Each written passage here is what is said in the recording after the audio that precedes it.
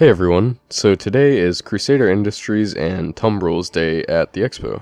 So Crusader Industries ships are some of the newest to be added to the game, and it seems like pretty much every patch we've had for the past year or so has had a new addition from them. And now they have enough ships that they basically have their own day at the Expo. So here you can see what the layout is for today. So yeah, a lot of these are going to be fun to try out. And then also in the holo hall, I'm excited to see what the Genesis Starliner holo is going to look like, because that's the one remaining Crusader Industries ship that we don't have in game yet.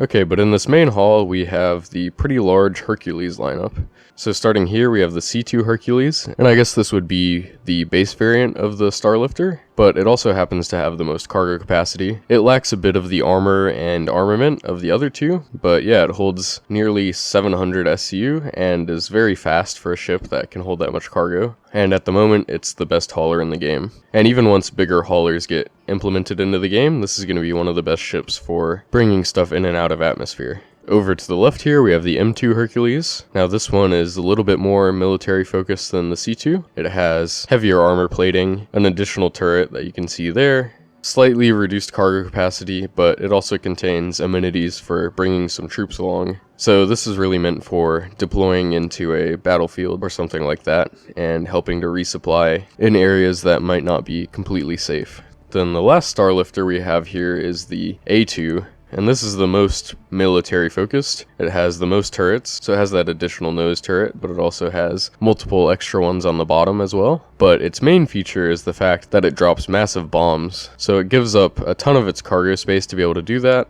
But in the future, when it becomes a thing, this will be the best ship pretty much for taking out any sort of ground-based targets, be that vehicles or buildings. But yeah, at the moment you can actually drop those bombs and they do a ton of damage. It's just, you're not likely going to find that many targets for them. Then in the middle here, we have the Tumbril Nova tanks, and these actually synergize pretty well with the Starlifters. So the front and rear ramp of the Starlifters makes it really easy to drive these in and then out. There's no backing up required, and their cargo hold is pretty much perfectly designed to fit a few of these. So yeah, for ground-based military engagements, these tanks are going to be pretty powerful, with a complement of a smaller turret up top, a large main turret, some missiles, and once armor comes online, these should be pretty durable, and again, these pair very nicely with the Starlifters. And together they can be used for some powerful land-based assaults.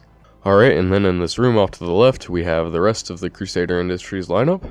So here we have the Ares Starfighter Ion. I love the Crusader names, they're so long-winded. But this and the Inferno are some very interesting ships, and it's difficult to miss, but you can see it has a massive size 7 weapon, which is pretty absurd for a ship of this size. But yeah, this makes this ship very suited for a specific role, which is doing significant damage to ships that are much larger than it. And while it's great at doing that, it is pretty vulnerable to smaller ships. It has a few missiles that it can use to fend them off for a little bit, but even though it's a fighter, it's not very maneuverable, and it's hard to hit small targets with either of these large size 7 weapons. So yeah, I think these are a cool addition into the game, and they've done a pretty good job of making it so that they're going to be useful in their intended role, but they won't be too overpowered at other stuff. Then over here we have the Ares Starfighter Inferno, and I forgot to mention the Ion is the energy variant of the Starfighter, and this one is the ballistic variant. And because the size 7 weapon that each of them carries is so tightly integrated into the ship, you aren't able to switch them out, which again is another limitation that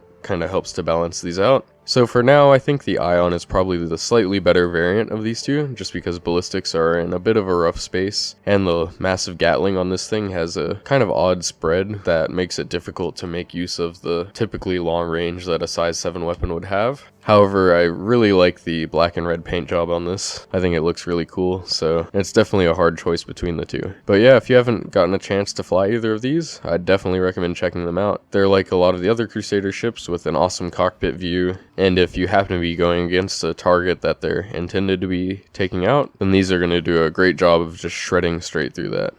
Okay, and then in the middle here we have the first Crusader Industries ship that was added into the game, which is the Mercury Starrunner. So this is more of an all-around focused ship. It does a bit of cargo hauling, a bit of data running once that's in the game. It can carry vehicles, and it's not the best armed, but it does have 2 turrets and reasonable pilot weapons, so it's got enough to defend itself for a little bit. It also has an interesting feature of some hidden tunnels at the bottom of the ship, which I'm not the biggest fan of just because of how much larger the overall profile has to be to accommodate those tunnels, but it's still a pretty good looking ship in my opinion. And yeah, like most of the Crusader ships, it's definitely a fan favorite. Alright, now let's head downstairs and we can check out the rest of Tumbril's land vehicles and those holo viewer models. Okay, so there's a ton of Cyclone variants now, so I'm just gonna try to quickly go through these. Here we have the MT. This is the most recent addition to the Cyclone lineup, and it has a manned turret with a size 1 weapon and I believe 4 size 2 missiles. This is the Cyclone AA, which just has 4 size 2 missiles, but I believe they're pilot controlled, so that's a slight benefit over the MT. And then off to the right here we have the Cyclone TR, which just has that manned turret in the back. And then in this display off to the right here, we have the less combat-focused Cyclones. So this is the base Cyclone, and it uses its rear area to hold 1 SU of cargo. This is the Cyclone RC, which is the racing variant of the Cyclone. It's the fastest out of the bunch, and you can see it doesn't really have anything extra at the rear. And then here is the Cyclone RN, which is the reconnaissance variant. And you can see that in its rear segment, it has this big old radar dish. And this isn't too fleshed out at the moment, but eventually this should let it do a much better job of scouting than the other variants. And with the low signature that ground vehicles have, this could be a very useful vehicle to have if you're looking to do some sort of stealthy reconnaissance planetside. Okay, and then finally getting a chance to look at those holo viewer models. The first one we have here is the Tumbril Ranger.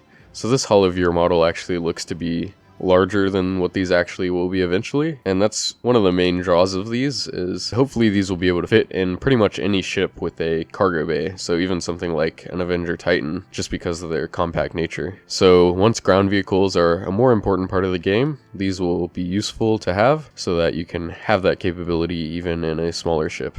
And then here we have a pretty exciting model. This is the Crusader Genesis Starliner. So the Starliner is actually the first ship that was concepted from Crusader, and it's the only one that's not in the game still, and that's partially because it's meant for mass passenger transport, and with the state that the game is in currently, that's not really a profession that's needed or even possible at the moment. But I know that that profession is appealing to a lot of people, myself included, because this basically is like the 747 of Star Citizen, and should be a lot of fun to be able to fly people from place to place, and basically get paid to do some tourism.